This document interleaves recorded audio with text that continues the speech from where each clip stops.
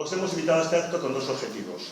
La presentación del libro Mujeres en el Valle de José, una publicación relativamente reciente de la Fundación Baltistan Fundazioa, con el patrocinio de la Diputación Foral, y por otro lado a la charla de Natalia Andújar, que va a dar inicio a una serie de 3 con el título de Otras miradas, que continuará posteriormente en diciembre con Samina Baik, que es la primera mujer escaladora pakistaní que ha subido al Everest y que recientemente ha intentado el K2 y ha fracasado, pero sigue.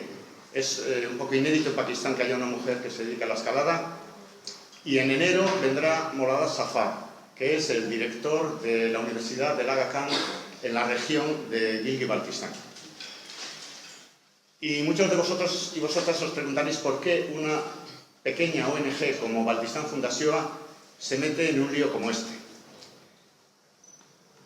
Pues porque consideramos que estamos asistiendo a un bombardeo constante de noticias negativas, violentas, que se nos presentan con el denominador común del Islam. Y no podemos ceñirnos a nuestra actividad de todos los días sin alzar nuestra pequeña voz. También porque estamos hartos de esta corriente de islamofobia que está penetrando como lluvia fina en nuestras mentes y nuestros corazones. Nosotros somos una fundación sin confesión religiosa ni ideología política. Nos une la montaña y hemos querido encontrar en ella un vínculo solidario con las personas que nos han ayudado y nos ayudan en nuestros trekking y expediciones. Son esas gentes las que llevan nuestros bultos, cocinan nuestra comida, nos indican el camino, nos asisten en accidentes y a veces nos salvan la vida. Personas pobres, analfabetas, que viven alrededor de los 3.000 metros de altura, aisladas del mundo, del nuestro y del suyo, en condiciones de vidas duras y precarias, con su cultura y sus costumbres, que profesan el Islam y que son buenas, solidarias, acogedoras, alegres y amistosas. Esto no tiene nada que ver con algunos de los discursos que nosotros escuchamos a los líderes políticos occidentales, ni con la imagen que transmiten muchas veces los medios de comunicación. Para expresarlo de forma más objetiva, tomo la palabra de Santiago Alba Rico en su reciente publicación Islamofobia. En el caso del mundo árabe, los medios nos han presentado siempre el Islam como una fuerza homogénea y absorbente, ocultando no solo la multiplicidad de credos y prácticas, del wahabismo al sufismo, sino las fuertes divisiones y enfrentamientos entre ellas. Los mismos europeos que considerarían con desprecio a un árabe que no distinguiera entre un católico y un protestante, juzgan irrelevante o inexistente la diferencia, por ejemplo, entre chiismo y sunismo. Al mismo tiempo, esta homogeneidad, el Islam, ha sido sistemáticamente descrita como amenazadora y negativa. Lapidaciones, ablación, crímenes de honor, cinturones bomba. Para cerrar el círculo del conocimiento perfecto, esta homogeneidad negativa se declaraba a sí misma incurable o inasimilable. Se insistía, por tanto, en la incompatibilidad entre Islam y democracia. Incompatibilidad cuya consecuencia natural era la aceptación de que los árabes son incapaces de regirse por sí mismos sin la tutela de una potencia extranjera o un caudillo local. Consideramos nosotros, en Baltistan Fundazioa, parte de nuestra misión aportar nuestro grano de arena a esta otra mirada sobre el Islam y sus agentes. Y para ello os queremos presentar hoy el libro Mujeres en el Valle de José, que podréis recoger a la salida de este acto, en el que 9 mujeres del Valle nos regalan su testimonio de vida, los avances que han logrado en el camino hacia la realización de sus sueños, de autonomía, de educación, de reconocerse sujetos de derechos. Son pequeñas historias que tienen el valor de haber sido contadas y escritas por ellas mismas. Queremos aprovechar la oportunidad de presentar este libro para agradecer a todas ellas sus testimonios. Y a Saray Martín, Itziar Hernández, Elena Izaga, Eunate Saiz, Charo Chandorena, Kalsum Shafi, Julen Rodríguez, Joseba Landa, Amaya Benito, Pervín, Miguel de la Barrera y Nasrin Serra, que han realizado muchísimo trabajo, desde escribirlo, corregirlo, maquetarlo, revisarlo en diferentes lenguas, para que llegue a todas vosotras y vosotros en el formato que veréis después en 4 idiomas, euskera, inglés, urdú y castellano. Aquí solamente tenemos hoy la versión euskera-castellano. La inglés-urdú la publicaremos próximamente. Después, a continuación, intervendrá Natalia Andújar, a quien quiero agradecer sinceramente su disposición desde el primer minuto a venir a Bilbao y a participar en este encuentro y en otros cuantos que le hemos ido organizando durante ayer y el día de hoy. Gracias de corazón, Natalia.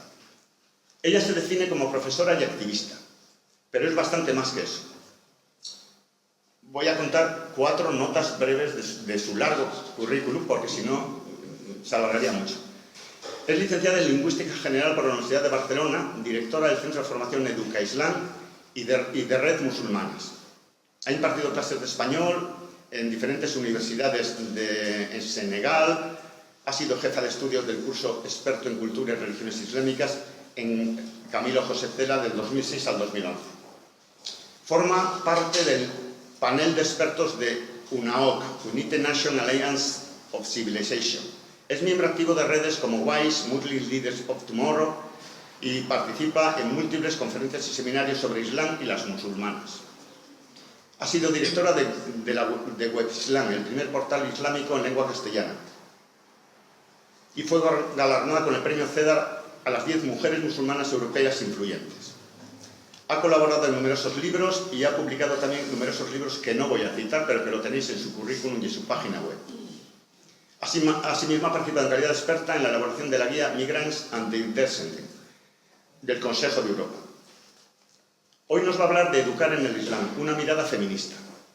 Y estoy seguro de que en el coloquio abordará con la valentía de siempre cualquier cuestión que le queráis plantear. Os dejo con Natalia y con otra reflexión que tomo prestada otra vez de Santiago Alba. Mucho cuidado. La islamofobia es el equivalente en el espejo del islamismo yihadista. Sus discursos esencialistas funcionan de la misma manera, se alimentan recíprocamente y conducen a los mismos crímenes. Si queremos vencer el segundo, tenemos que luchar también contra el primero. Este debe ser el objetivo prioritario e interesado de cualquier ciudadano que se tome en serio la defensa de los valores laicos, republicanos y de izquierdas. Eskerrik asko. Paso la palabra a Natalia. Cuando finalice la intervención abrimos un turno de palabras y os animo a que preguntéis mucho porque la pregunta-respuesta con Natalia da mucho juego. Hola, buenas tardes. Disculpad que estoy un poquito afónica porque he forzado un poquito la voz, pero con el micro pues ya yo creo que se me oye bien, ¿no? Un poco grave la voz, pero bien. Pues yo os agradezco a la Fundación Batistán, a los organizadores, a las administraciones, pues su apoyo y buena predisposición. Bueno, yo estoy enamorada de los proyectos que están haciendo, voy a investigar sobre las personas las mujeres que están detrás de todo esto y para darle visibilidad también a los medios que nosotros movemos desde mi organización Junta Islámica. Tenemos el portal Web Islam que tiene millones de visitantes porque también mucha gente de habla hispana de Latinoamérica, musulmanes que nos leen y creo que es un buen medio, ¿no? para difundir todo el trabajo que estáis haciendo. También agradeceros a vosotros que reservéis este momento pues, para encontrarnos y para intentar ir más allá de la imagen superficial y estereotipada que nos venden los medios de comunicación. Bueno, yo tengo la misión casi imposible de intentar presentaros una realidad. Suelen preguntarme los medios de comunicación si eso de feminismo y islam es compatible como pregunta, ¿no? Cuando es una realidad. O sea, ya creo que todos nos tenemos que poner al día y darnos cuenta de que hay muchas mujeres musulmanas con distintos perfiles que desconocemos, porque aquí en el contexto del Estado español solemos ver la imagen de una mujer inmigrante, en general marroquí, de un perfil sociocultural bajo, etc. Y no vemos pues, que hay una gran diversidad de perfiles, de nacionalidades, de cultura, clase social, nivel educativo, todo eso no lo vemos, ¿no? Vemos a la musulmana velada, sumisa, ignorante, etc. ¿no? Entonces, bueno, pues abrir simplemente no se trata de convencer de nada a nadie, sino de poner sobre la mesa una realidad que existe pero que no está visibilizada y como dicen, ¿no? Que lo que no se visibiliza pues parece que no existe, aunque sí que exista. Y pues sí, yo creo que mi reto es que os pique un poquito la curiosidad y a lo mejor al terminar pues mi exposición vayáis a internet y empecéis a poner nombres y busquéis cosas y veis, mira, pues esto no lo sabía, no conocía estos libros que están escribiendo o estas propuestas, ¿no? Simplemente pues eso, intentar abrir una puerta que a lo mejor no sabíais ni que existía, ¿no? Bueno, yo por de formación profesional, como soy lingüista de formación, pues me interesa siempre identificar lo que son las palabras para que sepamos de qué estamos hablando. Cuando hablamos de feminismo islámico, hay quien dice, bueno, ¿y por qué ponerle un apellido, no? ¿Por qué llamarle islámico? ¿Por qué no le llamamos feminismo a secas? No es que el feminismo islámico tenga que ser islámico forzosamente distinto al feminismo universal, es una manera de contextualizar. Igual que se habla del black feminism o del feminismo en Latinoamérica, no es el mismo que para una mujer burguesa blanca en Europa, ¿no? Es decir, que es una manera de contextualizar y de darnos cuenta de que el feminismo islámico se va a mover dentro de un marco religioso, va a utilizar herramientas de la propia tradición musulmana para abrir los cerrojos como herramienta. Es decir, que se va a situar desde dentro. Ese activismo no quiere decir que esté en oposición con un cierto feminismo laico. De hecho, muchas feministas musulmanas son políticamente laicas y se posicionan en contra de que el Estado y la religión pues que no se separen, ¿no? El Estado y la religión. Y hemos organizado desde nuestra organización Junta Islámica varios congresos, 4 congresos de feminismo islámico, 3 en Barcelona y 1 en Madrid.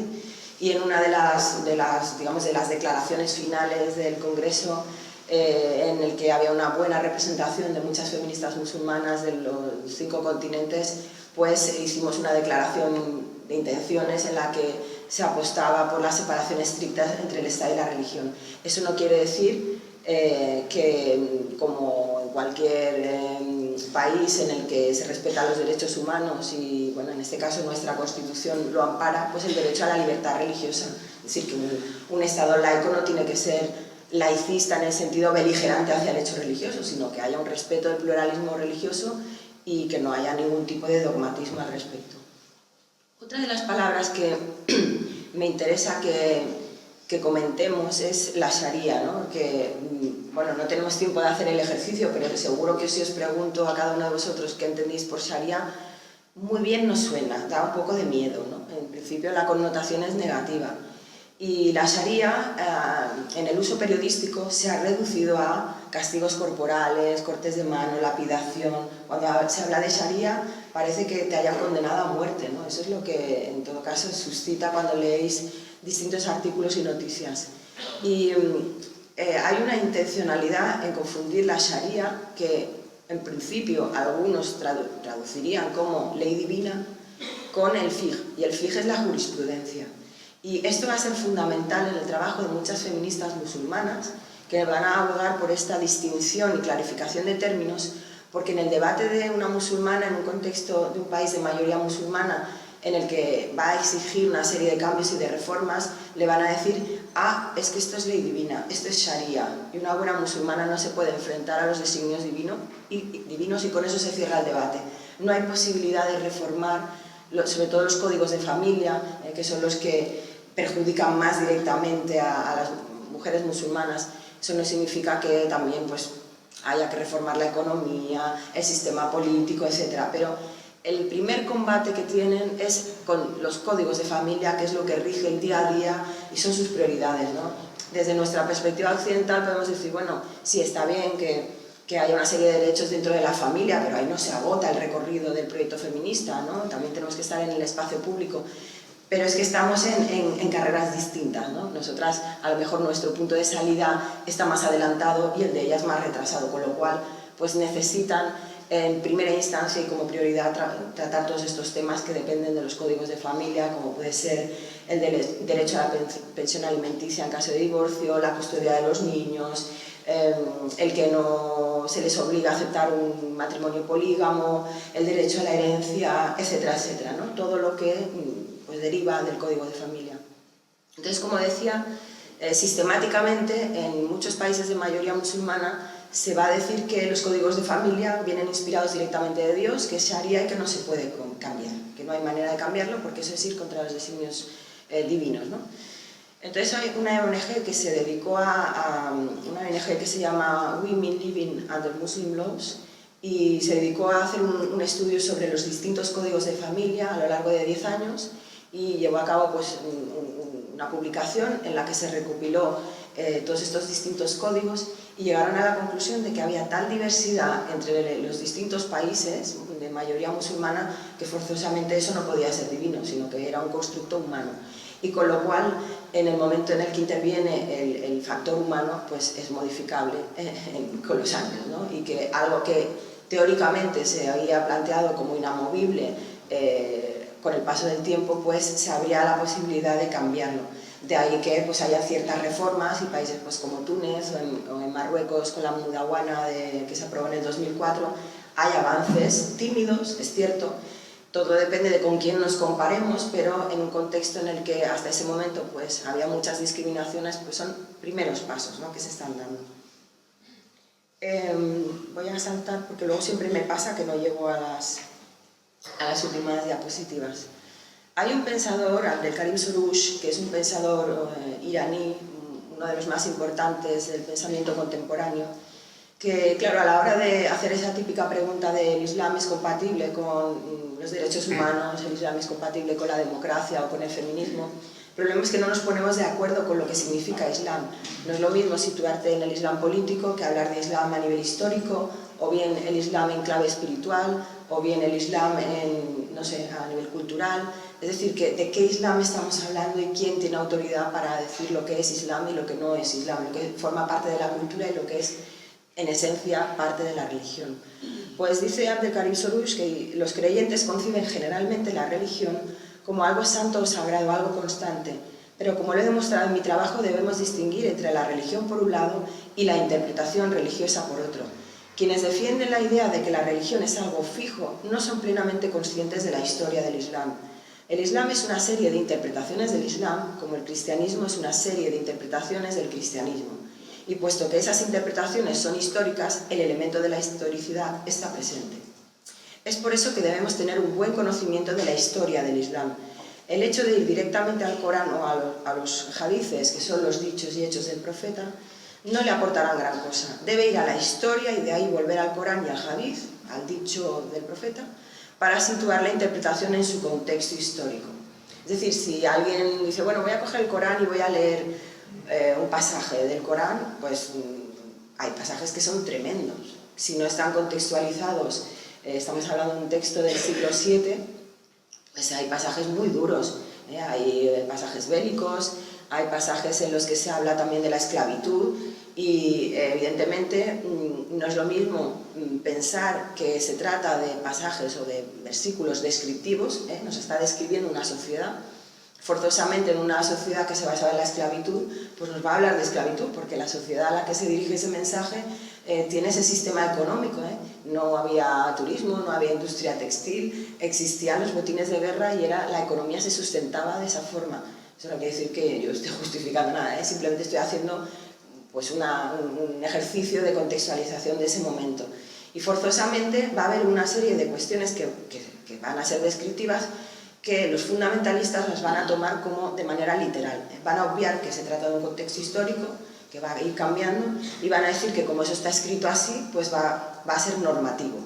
Y de ahí que haya una lucha, en una lucha de poder, para saber quién tiene autoridad en el Islam, sobre todo en el Islam sunita, que no hay una cabeza central, no hay una jerarquía que establezca un poder central y que decida lo que es parte de la doctrina y lo que no, en la que va a hacer todo o prácticamente todo normativo, cuando en realidad la mayoría de los pasajes son descriptivos, porque el Corán no es un tratado de leyes, es un texto, en principio, pues, que tiene que ser leído en clave ético-espiritual, los mensajes habituales de las religiones, un mensaje de paz, de concordia, de hermandad, de solidaridad, de justicia social.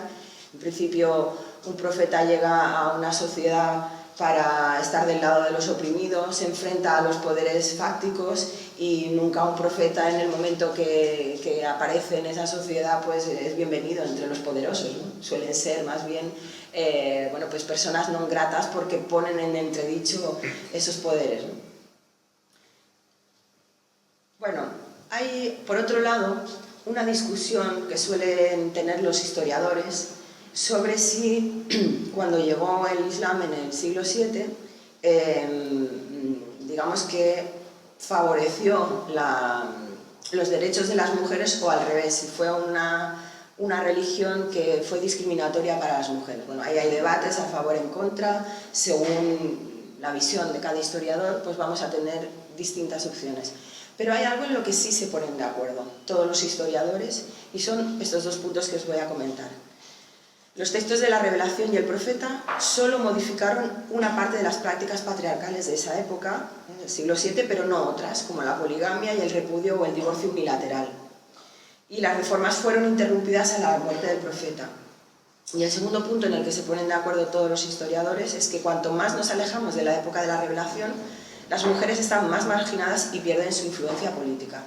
Tenemos muchos testimonios escritos en la biografía del Profeta, en distintos tratados, en los que se habla con total naturalidad de la presencia de las mujeres en el ámbito político, ocupan el espacio público, están en las mezquitas. En esa época las mezquitas no eran simplemente un lugar para ir a rezar, no era un lugar de culto, eran asambleas en las que se discutían cuestiones políticas, y ahí aparecen las mujeres, tienen una voz activa, incluso contradicen a miembros masculinos de la comunidad, y todo eso va a ir recluyéndose progresivamente con la llegada de los abasíes, una dinastía que va a recluir cada vez más a las mujeres y las va digamos, a marginar al ámbito de lo privado. Pero ya en el siglo VII, la sociedad incipiente de Medina, cuando, si sabéis un poquito de la historia del Islam, pues los primeros musulmanes que vivían en Meca tuvieron que exiliarse, es la égira, ¿no? De ahí viene lo del calendario a partir del año 0 que se van, ¿no? a Medina, porque no son bienvenidos, como están en contra del politeísmo, pues digamos que tienen que salir de la Meca, y cuando llegan a Medina tienen el reto de construir una nueva sociedad. Claro, van a tener que decidir van a pactar con judíos y van a aceptar que haya un pluralismo religioso, van a tener que debatir sobre las relaciones de género, cuál va a ser el papel de las mujeres en esa sociedad. Y hay muchos testimonios en los que las propias mujeres pues, son muy reivindicativas, exigen una serie de derechos gracias a esa nueva religión. O sea que había como una especie de, no quiero hacer un anacronismo, pero como un protofeminismo, una aparición importante de las mujeres en el espacio público. Todo eso a la muerte del Profeta se va a ir invisibilizando y van a ir cada vez retirándose más. Y a veces la gente me dice, ¿no? Sí, es que las otras religiones han evolucionado, ¿no? Y se han ido adaptando a los tiempos. El Islam no ha evolucionado. Yo siempre digo, no es que no haya evolucionado, es que ha involucionado. Yo creo que si hoy en día hacemos un ejercicio de ciencia ficción, ¿no? Digamos, plantasen aquí en medio al Profeta que llegó en el siglo VII, se escandalizaría y a lo mejor ni siquiera reconocería lo que los propios musulmanes dicen que es el Islam. Bueno, y vamos llegando entonces al tema de las interpretaciones, ¿no? Yo insisto mucho en los trabajos, sobre todo de las feministas musulmanas, no se dedican solo a cuestiones más intelectuales, de hermenéutica, es decir, de interpretación de los textos, también están en el terreno, Son mujeres que actúan en los dos ámbitos, no están aisladas de la realidad, están también con la comunidad y haciendo activismo, pero hay una importante labor de interpretación de los textos porque dentro del marco de lo religioso, quien accede a la interpretación de los textos tiene un poder que lo legitima, representa la autoridad. De ahí que las mujeres exijan, no es que haya nada en el Corán ni en ningún texto que prohíba que una mujer lea en un sentido comprensivo de la palabra, ¿no? En los textos, por ser mujer no tiene prohibida la lectura, pero a lo largo de la historia no hay mujeres exégetas, no hay exégesis elaboradas por mujeres. Y lo que es curioso es que la mayoría de los exégetas se basaron en los testimonios de las mujeres del Profeta, que fueron las que dieron muchas claves para interpretar ese texto, ¿no? Lo que dice la hermenéutica feminista, no solo la islámica, también aquí se inspira el feminismo islámico del feminismo cristiano y el feminismo judío, pues es la hermenéutica de la sospecha. Pone en evidencia que aquellas interpretaciones tradicionales que pretendían ser neutras, es decir, una mera transposición del mensaje del Corán, en realidad estaban condicionadas por la ideología previa de los intérpretes. Eso es inevitable. Si cogemos cualquier texto el texto no es neutral. A ver, el texto en sí puede ser neutral, pero en el momento en el que un lector fija su mirada, forzosamente su bagaje cultural, la manera que piense, su ideología, va a dar una interpretación a ese texto. Y también vamos a tener en cuenta a qué sociedad va dirigida ese texto. No va a ser leído de la misma manera por la comunidad musulmana del siglo VII que lo podría ser en el siglo XXI. Evidentemente, nuestro concepto de justicia, de libertad, de igualdad no es la misma. Os voy a ir citando algunas mujeres claves del feminismo, protagonistas, para que vayáis indagando sobre sus figuras.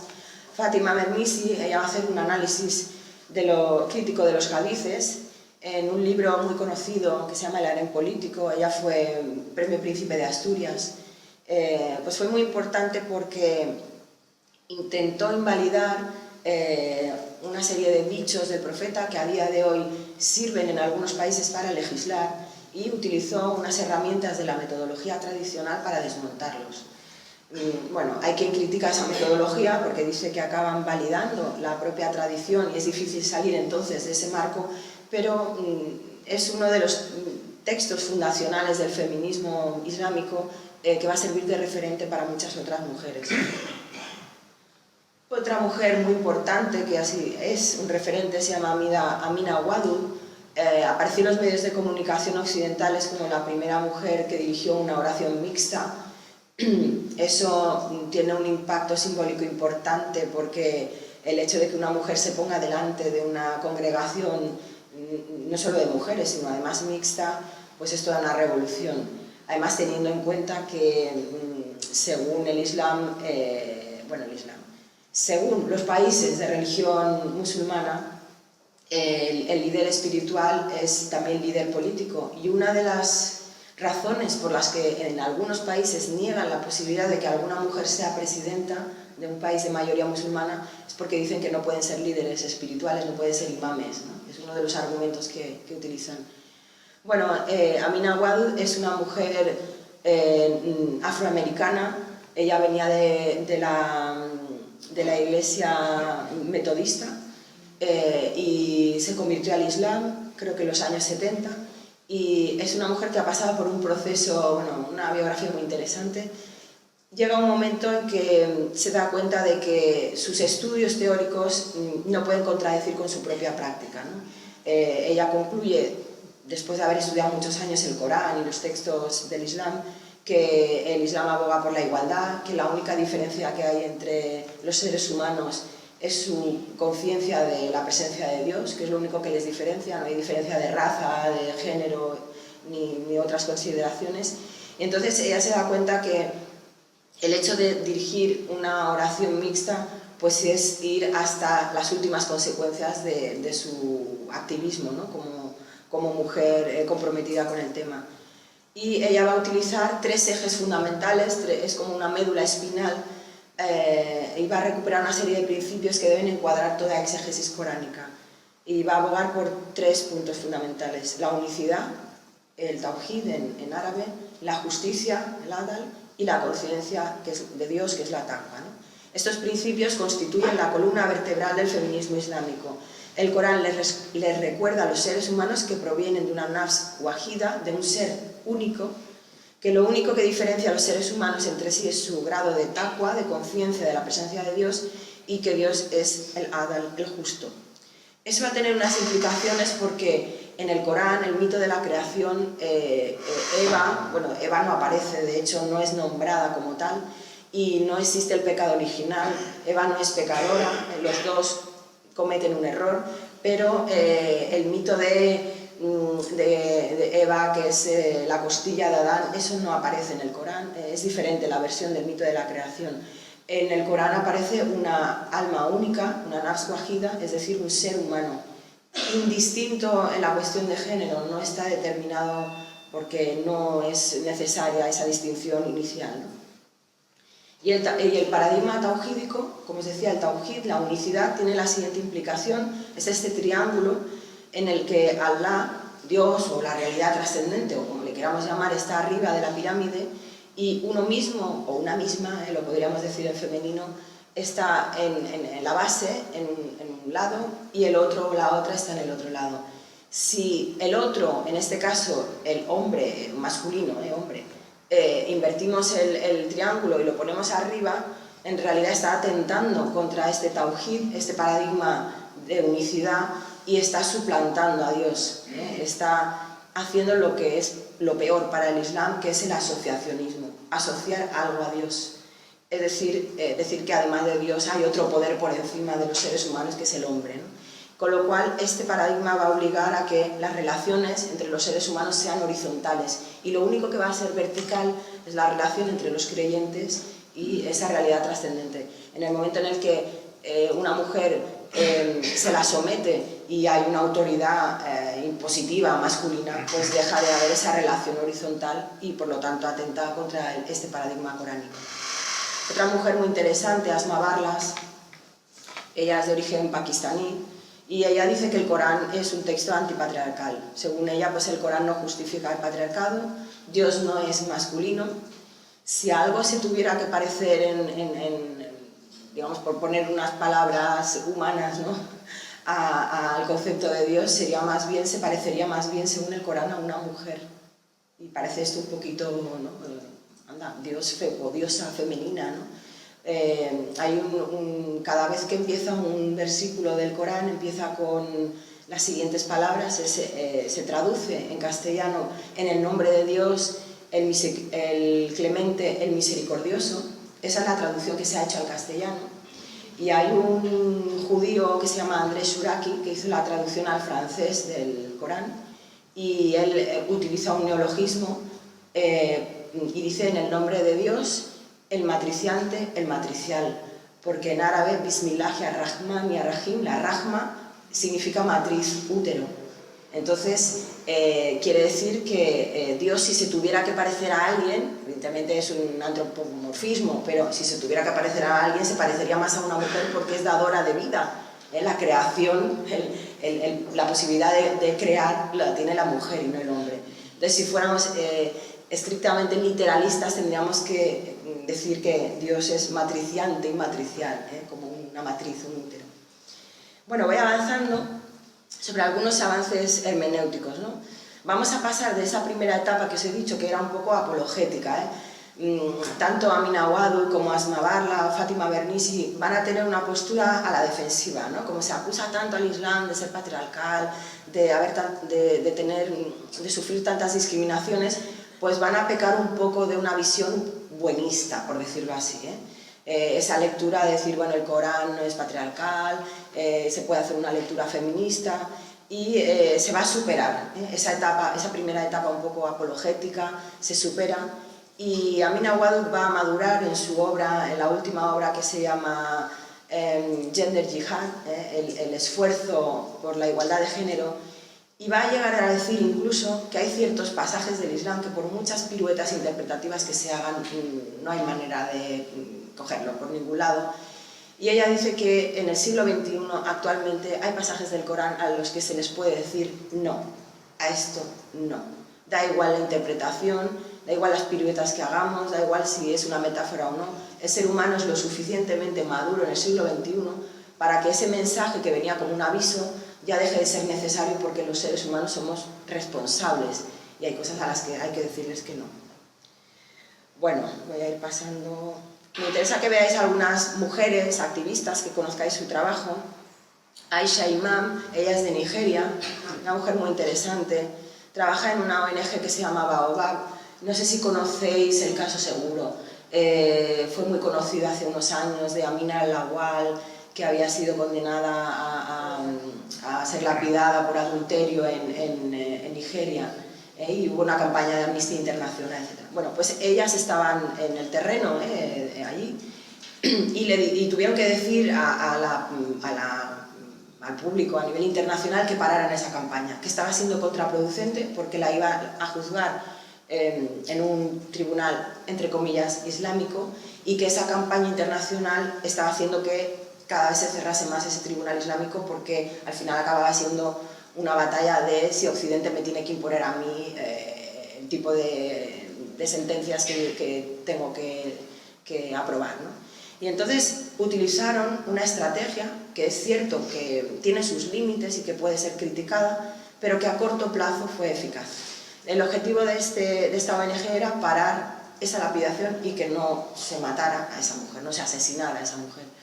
Y entonces apelaron a un principio coránico, y es el siguiente, y es que la misericordia está por encima del castigo. Cuando utilizaron ese argumento coránico, pudieron evitar que se la sentenciara a muerte y que se la lapidara. Evidentemente, al decir eso, implícitamente estás aceptando que, bueno, que por misericordia no se le castiga, no estás poniendo en entredicho el hecho de que a una mujer se la tenga que lapidar por cometer adulterio. Ese sería el siguiente paso. Pero fue una estrategia inmediata, ¿no? Es decir, en ese contexto inminente, yo creo que cualquiera de nosotras, ante esa situación, si te van a lapidar, dice, oye, utiliza lo que sea, a mí que no me maten, ¿no? Luego ya hablaremos. Es como una especie de moratoria, ¿no? Hace falta pararlo y luego ya avanzaremos en debates y exigiremos ir más allá, ¿no? Bueno, pues ese fue un ejemplo de una campaña que hicieron.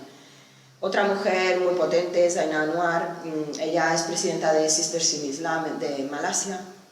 Ellas han utilizado otra estrategia distinta, no han utilizado el tema legal de la jurisprudencia, sino los medios de comunicación.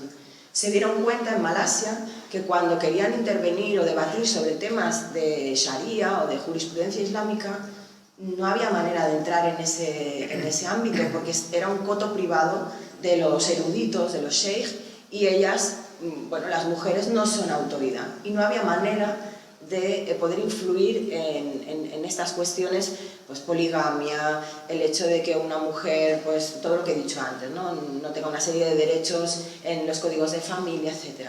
Entonces utilizaron la estrategia de los medios de comunicación, obligaron a poner en el espacio público a debatir esas cuestiones y gracias a un lobby potente, ¿no? Yo también les preguntaba, bueno, ¿y cómo lo hacéis? ¿Qué apoyos tenéis? ¿Cómo luego podéis hacer encuentros internacionales? ¿De dónde sacáis la financiación, no? Y ellas decían que tenían detrás pues, a partidos políticos en línea más progresista y democrática que las apoyaban, ¿no? O sea que sin un lobby detrás, una fuerza política que esté apoyando esas iniciativas, es muy difícil que unas mujeres solas en el terreno puedan avanzar. Daisy Kahn, ella es presidenta de WISE, una ONG estadounidense. Bueno, pues también hace unas labores muy interesantes, muchos proyectos y sobre todo visibilización de distintos perfiles. Si escribís WISE en internet, pues podréis ver su web y todo lo que hacen. Un poquito más rápido. Asmalan Raber, ella es presidenta de Jerfi, es un grupo de investigación sobre feminismo islámico de Marruecos.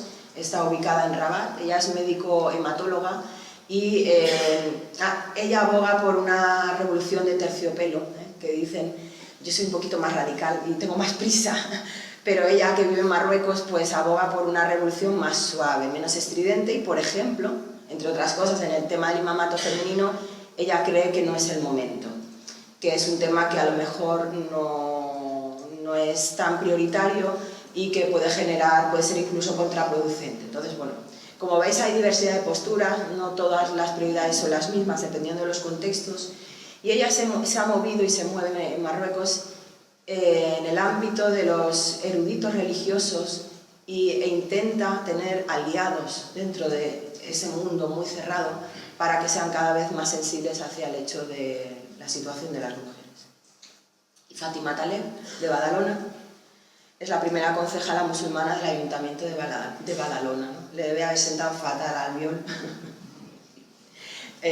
con Guanyem, ¿no? Es decir que, a ver, no es que sea por primera vez una mujer que tiene un cargo político, eso no es nuevo, pero sí que se visibiliza de esa manera y sobre todo el hecho de que lleve hijab, que también es un mensaje fuerte, ¿no? El hecho de que un partido, en principio pues laico, pueda tener entre sus filas a una mujer con hijab, que en todo caso es un posicionamiento fuerte, ¿no? Como creyente. Eso, por ejemplo, en Francia, yo he vivido muchos años en Francia y los partidos anticapitalistas de extrema izquierda es impensable una mujer con hijab, es persona non grata, ¿no? Entonces, bueno, también hay que hacer una autocrítica, ¿no? Sobre los sectores de izquierda que no son necesariamente todo lo inclusivos que deberían ser. Entonces dices, bueno, una mujer que se quiere dedicar a la política y que resulta que es musulmana, entonces que la dejamos que se vaya con los fachas o que no tiene sitio en las corrientes de izquierdas, ¿no? bueno, pues es una visión, digamos, bastante inclusiva y me parece interesante, ¿no? Bueno, vamos al tema, ¿no? Que suele salir, el hijab, el velo. Yo creo que una ponencia sin hablar de velo, como que la gente no se lo cree. Dice, no puedes hablar de feminismo islam y no hablar de velo. Venga, vamos a hablar de velo. Bueno, históricamente ha habido dos puntos de inflexión en la historia reciente que no se pueden desligar de la colonización y los procesos de descolonización en los años 60, sobre todo pues en la zona del Magreb, ¿no? Un punto de inflexión en el 58, los conocidos desvelamientos de Argel, conocidos quizá por los historiadores y la gente que nos preocupamos del tema, pero muy desconocidos por la sociedad en general, ¿no? En el año 58, en pleno proceso ya de descolonización, van a hacer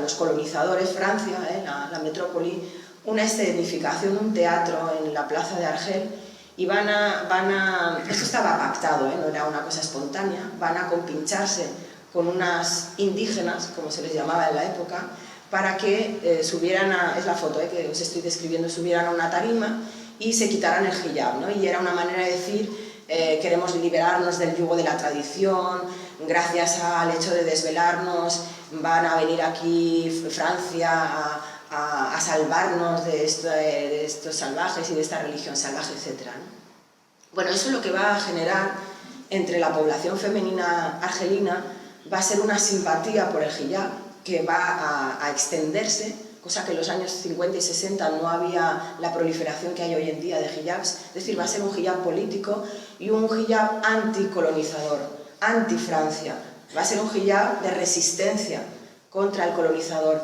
con lo cual ellas se van a encontrar en medio de una batalla ideológica. Te quitas el hijab y entonces te vas con el traidor, y estás rompiendo con la tradición, o resistes y eres el último bastión que no se puede perder. Y entonces se van a encontrar ahí secuestradas en medio de esa batalla ideológica, que la última preocupación que tenían tanto unos como otros era la situación de las mujeres. Esa lectura política no se suele hacer y se desconoce. Fijaros para vosotros, sí, el cartel de la izquierda es uno de los carteles de propaganda de Francia, ¿no? En su política colonizadora. Dice, n'êtes-vous donc pas jolie, dévoilez-vous. En francés dice, pues no eres bonita, desvélate, ¿no? Era la campaña de los colonizadores. Y luego fijaros en la otra foto, os sorprendería, ¿no? Que es así como muy reivindicativa. Bueno, son mujeres iraníes, antes de la revolución del 79, cuando se les impuso el hecho de que llevaran el hijab, ¿no? Bueno, y ahora soy un poco mala, me gusta provocar. Y os voy a poner una foto así que tiene su engaño, su trampa. Bueno, yo esto lo suelo hacer en algunos institutos con gente joven y tal, ¿no? Y les hago el ejercicio siguiente y les digo, decidme lo que os inspira esta foto en una palabra, ¿no? Pero de manera subjetiva, Lo hice una prueba, bueno, dejarme que me ría un poquito, en un instituto católico, y me pidió el director del instituto asistir a la charla y era un cura. Y yo, encantada, usted, vamos, bienvenido. Entonces, bueno, todos los chavales participando, bueno, pues uno dijo sumisión y otro opresión y otro oscurantismo, y el cura dijo, yo qué sé, práctica bárbara, o no sé, no me acuerdo, ¿no? En todo caso, 100% nadie dijo nada positivo, ¿no? Todo era negativo, una visión negativa. Y entonces, bueno, luego descubrí la diapositiva, que soy un poquito mala, y fijaros la cara del cura, del director del instituto, ¿no? Esto es una exposición que se hizo en Barcelona. Estos son penitentes de Semana Santa del año 57. Ya sé que es un poco manipulación y tal, ¿no? Total. Bueno, un poco lo que quería provocar con esa imagen, ¿no? Era cómo nos condiciona y cómo se trasladaban los chavales a Arabia Saudí, ¿no? A todo ese imaginario colectivo, ¿no? Y ni por asomo pensaban que eso pudiera... Evidentemente es una procesión de Semana Santa, no quiere decir que en el 57 las mujeres paseasen así, ¿no? Pero era un poco para generar el debate y para hacer salir, ¿no? Todos esos prejuicios que tenemos y cómo las imágenes son leídas forzosamente porque tenemos una serie de condicionantes, ¿no? Y el hijab fashion, también otro pues, cortocircuito, ¿no? Tenemos ahí el McDonald's, en muchos países de Arabia está esa especie de contradicción, ¿no? De algo que supuestamente es tradicional, cuando este tipo de vestimentas son muy modernas, en el sentido histórico del término, porque antes no se vestían así, y tenemos un McDonald's, ¿no? Y dices, bueno, ¿qué es lo más contrario a la tradición? No, a ver, mantener un velo es mantener la religión, y aceptar el McDonald's y todo eso es ir en contra de la tradición o no, ¿no? Entonces, bueno, y también pues la portada de esta revista femenina, ¿no? Que también, bueno, hay quien dice, es que el hijab puede ser feminista, ¿no? En el sentido de que ya no te vas a fijar en el cuerpo de la mujer, sino que, bueno, pasa a un segundo plano, pero vemos que aun cubiertas, supuestamente para, digamos, en clave pudorosa, digamos, a protegerse y tal, pues se sigue cosificando el cuerpo, Una chica joven, tiene una pose sensual, etc. Hay un juego ahí, y son esas contradicciones que no vemos, ¿no? Ahora, eso va a permitir desactivar, si este tipo de hijab fashion va a desactivar el propio elemento, digamos, machista, ¿no? Bueno, podemos caer en otro tipo de imposición, que es el consumismo, la moda, interrogarnos sobre eso, ¿no? Pero, en todo caso, a los sheikh, a los eruditos religiosos más conservadores, este tipo de hijab no lo soportan. Y eso que están tapadas, pero lo encuentran una aberración. En cuanto hay colorido, además van maquilladas, con tacones, es decir, que pasa a ser un accesorio de moda y se desactiva ese componente, digamos, de machista, ¿no? Bueno, vamos a ir saltando para dejaros paso al debate. ¿Cuáles son los retos principales del feminismo islámico? Bueno, muchísimos. Evidentemente somos una minoría, las feministas musulmanas, no os voy a decir que esto es pan comido y que no, es muy difícil. Uno de los retos es romper el monopolio interpretativo. Las mujeres exigen, las mujeres musulmanas, poder acceder a los textos e interpretarlos, y ponerse las gafas feministas también en el ámbito de lo religioso. Es algo que a veces me encuentro en el debate con algunas feministas que solo ven posible la liberación fuera del marco de lo religioso, y yo siempre les digo, hombre, ¿por qué tenemos que ponernos las gafas feministas en lo económico, en lo político, y dejamos el ámbito de lo religioso a las machistas? ¿Por qué ahí no nos ponemos también las gafas feministas? O sea, una mujer, por ser creyente, tiene que aceptar, sí o sí, que tiene que ser sumisa y estar discriminada. Yo creo que también es un reto, ¿no? Que en ese ámbito que quieren y desean estar las mujeres no se las eche, sino que en todo caso se eche al patriarcado y al machismo de ese ámbito, pero no a las mujeres. Desligar la noción del feminismo del proyecto imperialista, en países de mayoría musulmana y también entre colectivos musulmanes de aquí tiene muy mala prensa el feminismo. Cuando les hablas de feminismo, dicen, ah, sí, esos que van a salvar a las pobres musulmanas y que invaden nuestros países y tal, ¿no? O sea, esa idea de bélica, ¿no? De que en realidad, bueno, también se corre el peligro que muchos proyectos feministas estén instrumentalizados, también por la extrema derecha, que de repente parece que se han vuelto feministas, ¿no? Y están muy preocupados por la condición de las musulmanas. Toda esa recuperación política que hay detrás, ¿no? Abrir el concepto de feminismo, que sea más inclusivo, luchar contra la ignorancia y los prejuicios, y elaborar un proyecto sólido de emancipación. Y por último, como conclusión, unos puntos, unas ideas clave que lanzo para abrir el debate. Siempre ha habido y seguirá habiendo una pugna entre las distintas interpretaciones de los textos. Dice Ziba Mir Husseini, es una antropóloga anglo-iraní, la fuerza de una interpretación no depende de su corrección, sino de las fuerzas sociales y políticas que apoyen sus pretensiones de autenticidad. Ahí está el meollo de la cuestión. Es necesario fortalecer la capacidad de las activistas y defensoras de los derechos de las mujeres para implementar estrategias que permitan desafiar las políticas fundamentalistas religiosas. La participación de las mujeres en las esferas del Estado no siempre significa cambiar el sistema desde dentro. Es decir, corremos el peligro a veces de querer estar en unas estructuras patriarcales y pensamos que por el hecho de que haya presencia femenina las vamos a cambiar, y a veces acabamos reforzando la propia estructura aunque tengamos presencia como mujeres, pero no las cambiamos. No debemos menospreciar el papel de las musulmanas que han jugado y están jugando, no hay que verlas siempre como víctimas, sino que son sujetos activos y de cambio en sus propias sociedades. Tampoco tenemos que quedarnos estancados en el debate ideológico, sino pasar a la acción, al activismo, a la práctica, Y por último, pues recordar la responsabilidad de los medios de comunicación en la transmisión de estereotipos. Y ahí lo dejo. Muchas gracias.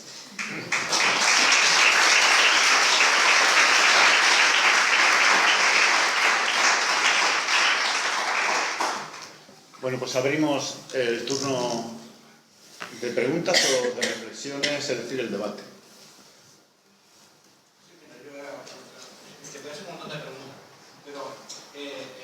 La realidad es que me gustaría creer que hay un islamismo progresista y que hay gente, etc.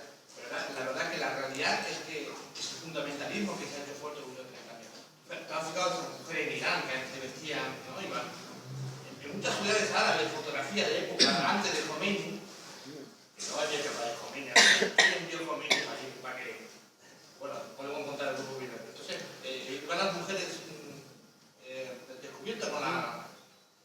Bueno, en las ciudades grandes iban a la moda occidental, pero de repente hace 30 años para aquí, con el todo fundamentalismo islámico que empezó en Irán, pues cada vez más recatada, porque si la que no va muy tapadita, pues va mirada en el segundo. O sea, que ustedes creo que progresista, pero el tema es que, claro, no ya sé que en Malasia y todo ello hay algo de temas, tranquila la cosa por ahí, pero el tema es que ISIS, lo de Egipto con los hermanos musulmanes y otros sectores, no sé, la realidad es que el fundamentalismo el islámico se asienta, o sea, que le veo un poco futuro, así a corto plazo, no muy negro, no le veo una salida como que haya un fundamentalismo progresivo, porque la democracia, porque está dictadura laica y democracia islámica a elegir, porque es que resulta que la democracia islámica creo que ha sido peor. O sea, porque es más conservadurismo, más rollo, y mientras que la dictadura laica tiene un poco más, como pidiéndose a moldarse un poco más occidente, ¿no? Entonces, el tema está ahí.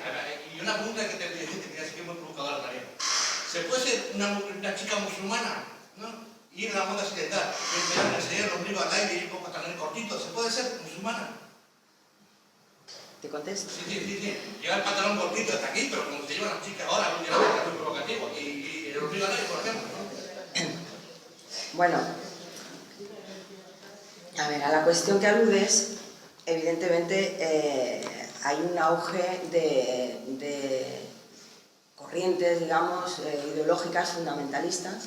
No hay que olvidar que todo esto, sobre todo, surge en Arabia Saudí, que es un aliado de Estados Unidos y de muchas potencias occidentales, que no tienen ningún problema en firmar tratados con ellos y de venta de armas, pero es decir que ahí hacen la vista gorda sobre lo de las mujeres, ¿no? Es decir que va a haber toda una financiación de los petrodólares para que ese tipo de, inicialmente la ideología wahhabí, que es en la que luego se va a fundamentar el fundamentalismo, va a estar financiado y va a estar además, políticamente hablando, va a ser un aliado de Estados Unidos y también de Israel, que va a fomentar esa lectura del Islam. La mayoría de publicaciones gratis que reparten en las mezquitas en Europa, las grandes mezquitas, no hablo de los garajes y tal, sino centros islámicos y tal, que están financiados por Arabia Saudí, reparten gratis esa literatura wahhabí.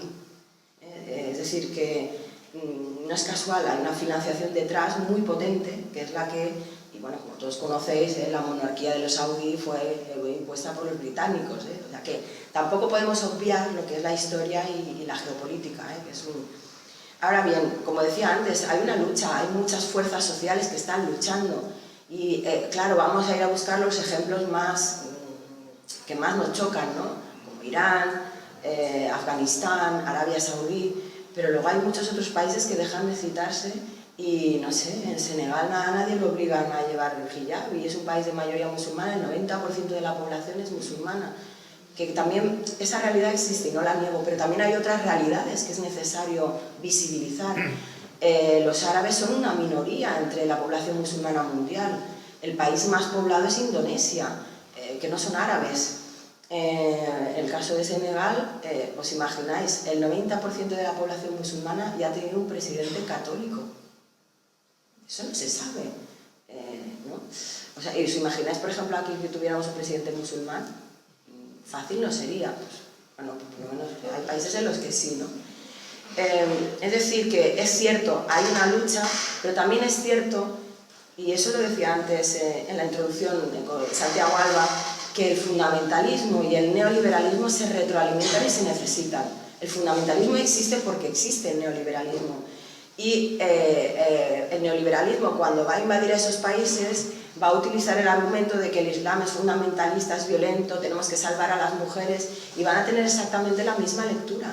Van a validar la tesis fundamentalista, porque va a ser la razón por la cual van a invadir. No van a decir vamos a invadir para quedarnos con sus recursos y sus materias primas, van a decir vamos a salvar a las pobres musulmanas. Bueno, pues hay una mujer, por ejemplo, que se llama Malalai Joya, la podéis buscar también en internet. Ella era diputada en Afganistán y es muy crítica con la intervención americana.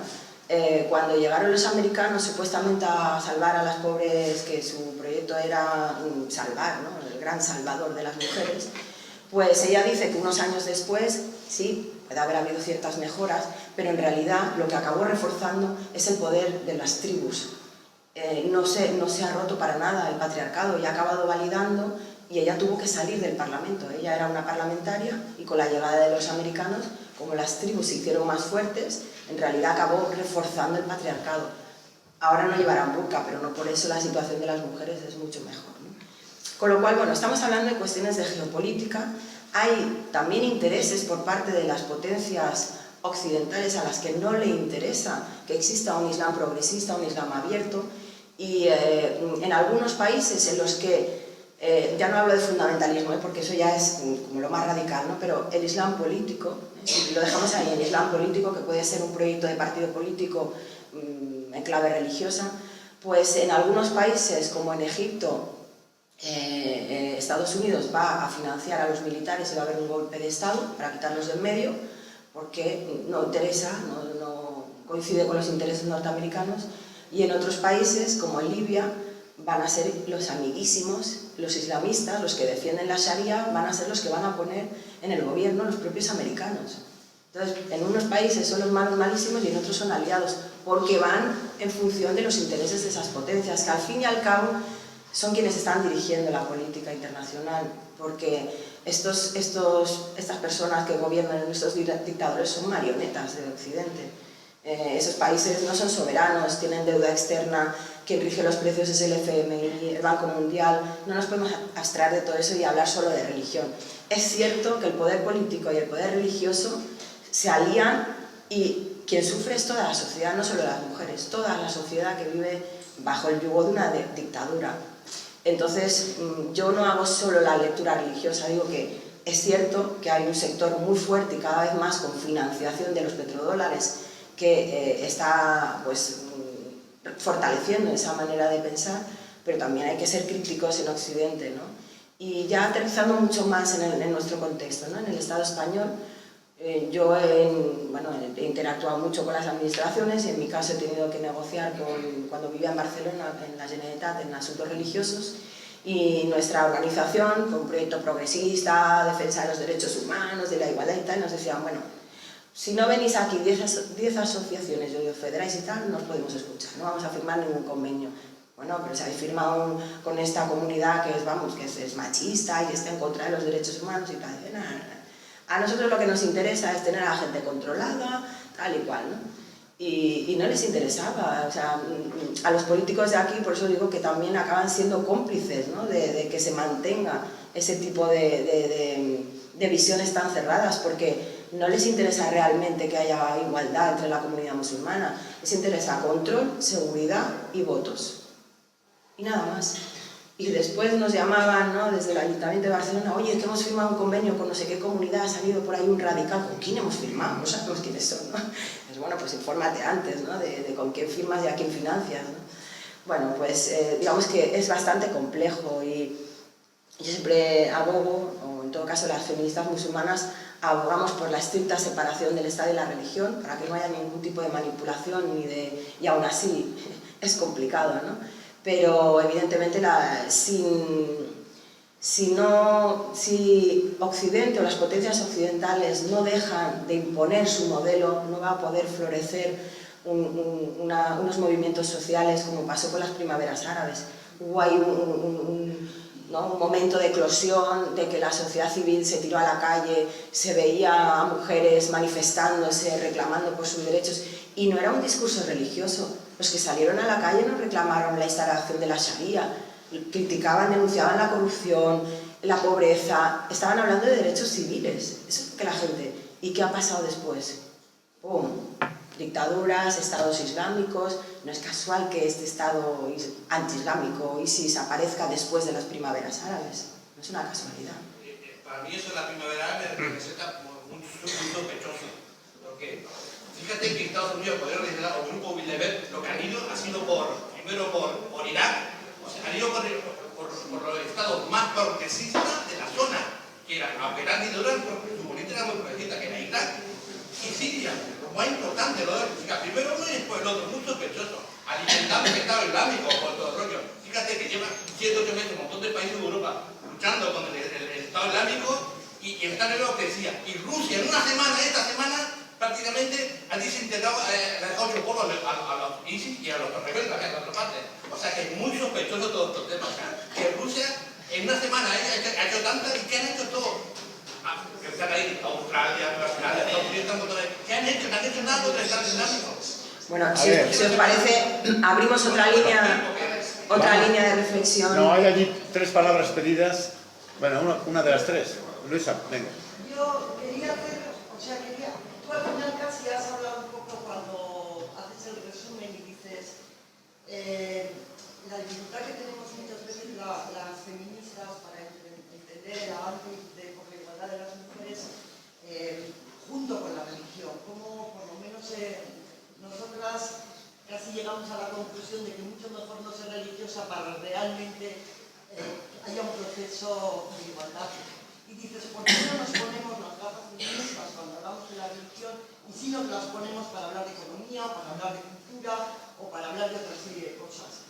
Yo estoy de acuerdo contigo, aunque nada más sea porque estar en desacuerdo sería ignorar a millones y millones de mujeres que practican religiones, no solamente el Islam, sino otras muchas religiones, con lo cual realmente es verdad. Es el contexto en el que vivimos, es en el contexto en el que tenemos que avanzar y es el contexto en el que tenemos que pensar y repensar y todo. Pero junto a eso, yo llego a la conclusión también de que las religiones siempre han sido una rémora para el avance de la igualdad de las mujeres. Siempre. Tú antes, al principio, has hablado de que en un principio el Islam, hay interpretaciones que dicen que el Islam no era patriarcal y tal. Yo te creo porque tú lo dices y lo has explicado. Pero debió de ser muy al principio. Porque luego también lo has dicho. Realmente la sociedad, la religión, el Islam ha involucionado. O sea, tú también lo dices y tal. Y yo digo, qué difícil, qué rémora tan terrible es, porque dices la cultura, la economía. Pues es verdad, pero eso va cambiando, se va construyendo y llegamos a situaciones como las de ahora del neoliberalismo atroz. Pero es que la religión para mí tiene un componente tremendo, que es que tiene que ver con la intimidad de las personas, tiene que ver con la vida y con el más allá. O sea, me parece que tiene una influencia tan enorme en la objetividad y en la subjetividad de las personas y de las mujeres que yo digo, pues seguro que, hay que ponerse las gafas ahí y además es irremediable, pero la religión para mí es cualquier religión, una rémora impresionante para el avance en la igualdad de las mujeres. Y luego al final has dicho una cosa que igual sí que te pregunto a ver qué has querido decir, porque muchas veces cuando las mujeres estamos ya en procesos, en sociedades en las que hay más igualdad, más legislación que protege, las mujeres estamos más en lo público, estamos en la política, en la universidad, en el deporte, en la economía y tal, muchas veces eso se vuelve en contra de nosotras.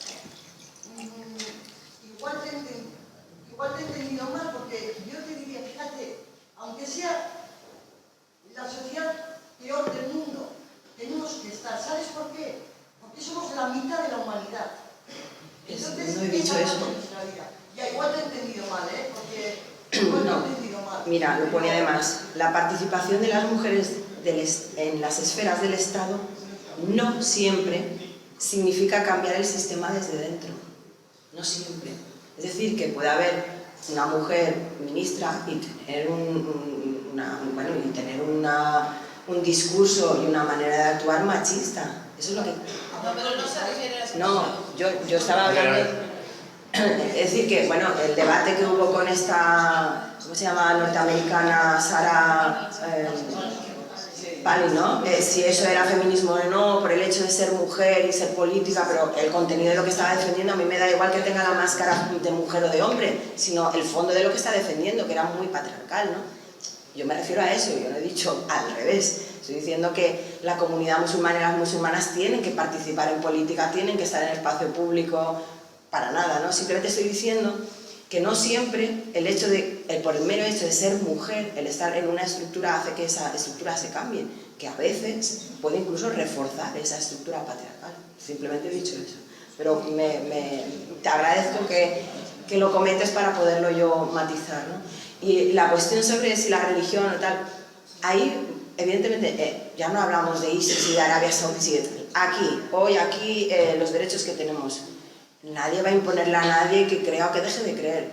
Uno de los derechos humanos es la libertad religiosa y en ese contexto, pues cada persona que quiera creerá en lo que quiera y en lo que no, no. Y eso implica que en el espacio público no se le imponga nada a nadie y ya está, que en tu espacio privado pues, puedas creer yo qué sé, en una realidad trascendente o creer en unos valores ecológicos y en tu forma de vida concibes que eso es importante para ti, pero no le vas a imponer tu manera de pensar ni nada más. Es decir, que nos encontramos al final también mucha aspereza en cierto sector laicista muy beligerante, que parece como que si la única manera para que una mujer se sienta liberada y completa tiene que ser atea, ¿no? No necesariamente, es decir, que igual que se respeta el hecho de que alguien crea o deje de creer, pues alguien también puede creer, ¿no? Es que al final parece que que la connotación tan negativa de las personas creyentes, pues yo conozco personas ateas que son muy dogmáticas, muy poco dialogantes, etcétera, etcétera, ¿no? E incluso yo que me he tenido que pelear mucho con cierto feminismo hegemónico muy cuadriculado, pues es que actúan como una iglesia jerárquica, ¿no? Tienen sus dogmas, tienen a sus referentes y todo lo que salga de ese dogma te expulsan de la familia feminista y te dicen, no, si tú no piensas como nosotras, tú no eres feminista, ¿no? Y digo, bueno, pues sois más dogmáticas aquí que... ¿no? Y esa lucha interna que tenemos dentro del feminismo, ya miras tú, entre las LGTB, el feminismo diferencialista, el de la igualdad, las que están a favor de la prostitución, las que no sé qué, o sea, ahí hay una diversidad y al final, donde nos encontramos las musulmanas feministas, fijaros un dato interesante, quienes han sido aliadas en Francia, el sector feminista que en su inmensa mayoría se ha opuesto a que las chicas pudieran llevar el velo en el espacio público, la mayoría de feministas han abogado por una ley impositiva y coercitiva, pues las aliadas de las musulmanas, ¿sabéis quiénes son? Las lesbianas. La minoría dentro de la minoría. Ellas se han aliado con las musulmanas. Y una clásica, una feminista que se llama Christine Delphi, ella inauguró los nuevos cuadernos feministas, fue cofundadora de esa revista con Simone de Beauvoir. Pues ella es lesbiana y está en contra de la ley del velo en Francia. Entonces, son posturas bastante similares en el hecho de que es un feminismo excluyente, que no acepta la diversidad dentro del feminismo, ¿no? Y entonces ahí también tenemos una labor de diálogo dentro del colectivo feminista para abrir, ¿no? No solo existe el feminismo blanco, burgués, etcétera, ¿no? Sino que hay otras realidades, que no podemos trasladar unas luchas en otros contextos sin más, ¿no? A ver, allí había dos palabras más, Marta y Chía. Oye, voy a cambiar un poco de tercio, pero bueno, quería... tengo una duda acerca de si hay, dentro de estas feministas que has citado, que todas, me ha parecido al principio de la charla, que todas ellas un poco intentaban modificar el contexto de los términos del Corán, ¿no? De las ideas del Corán, intentaban hacer interpretaciones distintas. Creo que si no hay una base social que de alguna forma recoja unos movimientos feministas en ese sentido, una base social que haga presión, se transforma un poco en un debate quizás ideológico de élites No sé, mi experiencia me dice que cuando hay un movimiento social y este tira para adelante, lo último que se cambia es el texto, no sé si me explico. O sea, es como si fuese como al revés un poco la historia, ¿no? Y otra cosa que tampoco me queda nada claro es, o sea, ¿por qué razones se ha habido esta revolución tan terrible? Porque he citado varias, he citado la presión neoliberal, los dictadores, pero yo tengo la sensación de que tiene que haber razones más internas para que este inmovilismo haya sido tan bestial. Bueno, evidentemente existen movimientos sociales, pero en los países de mayoría musulmana quienes están en el terreno son feministas de cultura musulmana, pero laicas. Que no, a ver, es que una puede ser feminista musulmana y no utilizar herramientas de la religión para abrir los cerrojos. Es decir, que son estrategias distintas. Os voy a dar un ejemplo. Porque también se acusa, bueno, es que es un discurso muy elitista. Bueno, pues también las grandes pensadoras del feminismo no eran campesinas, ¿no? Las que han publicado, las filósofas, etcétera, son gente que tiene tiempo para pensar y preparación. Eso es típico en todos los movimientos, ¿no? Eso no quiere decir que esté desconectado de la realidad, pero en los movimientos que están muy relacionados con las ONGs, pero van a utilizar herramientas, ya te digo, más bien de corte laico, el tema de derechos humanos, y van a apelar menos al Corán. Son estrategias distintas, pero yo no las plantearía como algo antagónico, sino complementario, ¿no? Es otra estrategia más. Te voy a poner un ejemplo. Shirin Ebadi, la iraní Premio Nobel de la Paz, ella en el año 79, con la revolución iraní, pues también creyó en ese proyecto del pueblo, ¿no? Que se tiró a la calle y en un principio pues estaban en contra del Shah, del tirano, ¿no? Y todo el pueblo iraní se echó a la calle, creyeron que era pues una revolución social y tal. Luego vino la revolución islámica y todo lo que vino, ¿no? Pero entonces a partir de ese momento ella había ejercido como jueza y le dijeron, bueno, ahora que ha llegado el Islam prohíbe a las mujeres ser juezas. La destituyeron, dejó de ser jueza y se recicló y pasó a ser abogada y se especializó en casos de mujeres. Y entonces ella explica, si habéis leído su biografía, que se va al Parlamento para reivindicar que cambien una ley que es discriminatoria hacia las mujeres. Y se da cuenta de que apelando a los tratados internacionales y los derechos humanos no la escuchan. Es verdad que es un discurso muy elitista el estudiar la jurisprudencia medieval, pero es que le dicen, es que esto es un tribunal islámico, a nosotros háblanos de jurisprudencia islámica, de tradición islámica, porque eso es de Occidente, y aquí esto es un tribunal islámico. Y ella explica que se tuvo que empapar, ella que había estudiado derecho, no sé, derecho internacional, ¿no? Occidental, por decirlo así, pues se tuvo que empapar de jurisprudencia islámica para entrar, para abrir los cerrojos, porque es que si no, no había manera. Entonces se planta en el Parlamento porque hay una ley en Irán sobre el tema de la ley del talión, ¿no? El ojo por ojo y tal, y en el que, en una interpretación que hacen allí, la vida de una mujer vale la mitad de la de un hombre. Ahora no, o sea, a nivel técnico todo eso en qué deriva, ¿no? Pero las consecuencias de eso, dices, bueno, algo, pero tiene una implicación real. Había casos de, por ejemplo, un accidente de tráfico, si una mujer tenía un seguro de vida, le pagaban, o sea, la indemnización era la mitad si la accidentada había sido una mujer, ¿no? O sea, ahí tiene otras, en otros ámbitos también, pero el caso este era el de un tema de seguro de vida, ¿no? Entonces dice, bueno, esto es discriminatorio, yo voy a reclamar y tal. Se estudió la jurisprudencia, se estudió los tratados y vio que eso no se sostenía con la tradición islámica, que eso no se sostenía. Se fue ahí a reivindicar y claro, no le podían callar la boca, no le podían decir es que tú vienes influida por Occidente, es que tú quieres dinamitar el Islam por dentro. No, el tratado según Ibn no sé qué, el autor, el jurista medieval de no sé cuánto, tal, no le podían callar la boca. Lo que hicieron es que la cogieron y la pusieron de patitas en la calle. Y no la quisieron escuchar. O sea, que no tiene nada que ver con el Islam, tiene que ver con el poder y la autoridad. Entonces, ella, en ese contexto, como herramienta, necesitaba, dentro de ese marco religioso, utilizar herramientas religiosas, porque si no, no entraba. Y en la comunidad musulmana de aquí, si vais de frente con un mensaje feminista radical, y me gustaría, no puedo, a mí se me cierran las puertas, yo no puedo entrar, no se me escucha. Y si digo lo mismo, pero sin decir a lo mejor feminismo, pues se me escucha. Son estrategias. El objetivo es llegar, y a lo mejor el primer paso es lento, el segundo un poquito más, y el tercero, hace, no sé, 10 años, en los primeros congresos de feminismo islámico, bueno, a mí, si hubiera sido la época de la Santa Inquisición, ya me habrían quemado por hereje. Porque, vamos, era algo inadmisible que dentro del Islam hubiera mujeres feministas y tal. 10 años después, cuando hablas con gente joven y que ha ido siguiendo toda esta evolución aquí en el Estado español, hablan sin ningún tipo de pudor de que son feministas. Y dices, ostras, en 10 años, que ahora haya gente joven que lo vea como algo natural, ¿no?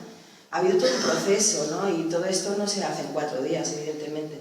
Pero por eso decía que hay que desligarlo de la noción del imperialismo y de todo lo que connota feminismo, ¿no? Porque también hay muchos prejuicios. Cuando hablas de feminismo, dices, bueno, los destructores de la familia, las marimachos, no sé cuántos, ¿no? O sea, hay toda una serie de prejuicios y antes de poder explicar cuál es la intención y el objetivo, es que ni te escuchan, no te escuchan. Entonces no sirve de nada, es como hablar con una pared. Por eso hay muchas políticas institucionales que fracasan, porque no se les abre la posibilidad de entrar. Entonces, una vez dentro, pues ya poco a poco vas a ir consiguiendo pequeñas cosas, ¿no? Pero te tienes que adaptar al público y a la gente a la que te diriges, si no, es muy difícil. Es una labor mucho más laboriosa, más pedagógica, quizá menos radical, pero también quizá con el paso de los años, pues yo era antes más apasionada y más radical y más así, pero veo que a largo plazo los frutos son mayores si las estrategias se adaptan al contexto, ¿no? No vas a ir de frente con toda la caballería a enfrentarte tú sola al mundo, ¿no? Si no, es imposible, no se puede. Bueno, vamos a ir avanzando. Itziar. Bueno, en primer lugar, darte las gracias porque de verdad me ha parecido muy buena tu intervención. Pero yo voy a ir un poco a la primera parte de la presentación de ese libro que hemos hablado, porque es el libro que editó Afganistán Gimnasia. Yo formaba parte del equipo de mujeres, del grupo de mujeres de Afganistán, dimos seguimiento a este proyecto, que fue mucho más amplio porque había muchas actividades aparte de la elaboración y edición del libro, ¿no? Yo quiero decir que fue un proyecto precioso, ilusionante, pero muy duro, muy difícil de trabajar, con muchísimas luces y sombras.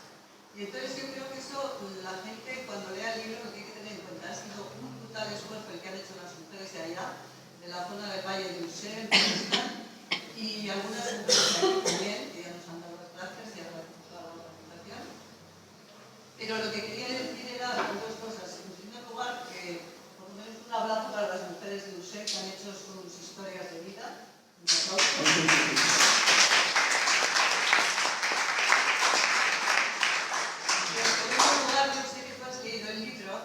Y a mí, por ejemplo, la lectura de esas historias, lloré en muchas de ellas, tengo que decir que lloré, y lo que sí se ve oculto y por todas partes es la figura del patriarcado. Solo hablan del padre, del hermano, del marido, y solo aparece la mujer en un caso en que lo que quería su madre era casarle, ¿no? Entonces que ella no quería casarse, bueno, estas historias que suceden. Y me quería preguntarte, ¿cuál es tu opinión sobre el libro? Ya sé que es muy bueno. Pues no lo he leído, no he podido leerlo, me lo han dado hoy. No he tenido tiempo, pero va a ser mi siguiente lectura obligatoria. No, pero bueno, yo todo lo que sea dar voz, ¿no? Y que podamos leer de primera mano el testimonio de las mujeres, yo creo que es lo que tiene que proliferar. No hablar tanto en nombre de ellas y darles más voz, ¿no? Que es lo que falta. Bueno, ¿alguna pregunta más? Bueno, pues hemos terminado. Muchas gracias.